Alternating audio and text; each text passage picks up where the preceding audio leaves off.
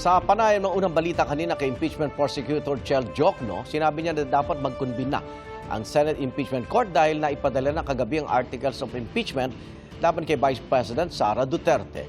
Ipinaliwanag naman ng ibang impeachment prosecutor kung bakit mas maraming pahina ang articles of impeachment ngayon kaysa noong 2025. May unang balita si Tina Panganiban Perez. Pasado alas 7 ng gabi nang kumpirmahin ni Senate Sergeant-at-Arms Retired Police Major General Mau Aplasca na dumating na sa Senado ang Articles of Impeachment laban kay Vice President Sara Duterte. Number one, I want to inform all of you that Secretary of Congress and the Sergeant-at-Arms of Congress has just arrived with the Articles of Impeachment. So sana walang mangyayaring gulo dito. Kaya we are maintaining peace and order. Noong 19th Congress, sa parehong araw ng botohan sa plenaryo na endorso at naipadala ng Kamara sa Senado ang resolusyong nagtatakda ng Articles of Impeachment laban sa Vice Presidente. Ngayong 20th Congress, noong Lunes pa ang naging botohan. Pero kagabi lang naibigay ng Kamara sa Senado ang Articles of Impeachment.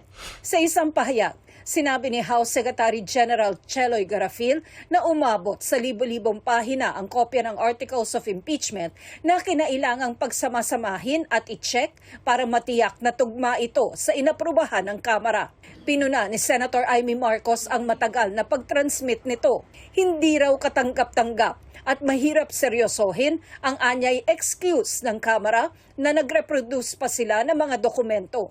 Tinawag din niyang political maneuver para raw makontrol ang timing ng Senate proceedings ang naging pagkaantala sa Articles of Impeachment. Depensa ng ilang impeachment prosecutor. Sir, wala namang rule stating that it shouldn't take this long to send it to the Senate? Wala naman, but I'm sure as soon as possible gagawin yun ng Secretary General ng Kongreso. Noong nagdaang taon, we undertook the fast-track route. Sa taon pong ito, we had undertaken the House Committee on Justice route, no, kung saan we had held full proceedings, clarificatory hearings. So talaga po nga expectedly, mas marami po yung mga pahina, mas marami po yung dokumento, mas marami po yung ebidensyang pinag-uusapan. Tuloy-tuloy ang informal meetings ng mga nahalal na impeachment prosecutor. Binubuo na rin ang listahan ng mga volunteer private prosecutor na tutulong sa mga kongresista. Pero tanong ng ilan, makakaapekto ba sa impeachment trial ang pagbabago ng liderato sa Senado? Ang totoo, hindi naman ho nagbago yung komposisyon ng Senado. Ang nagbago lang po yung liderato nito.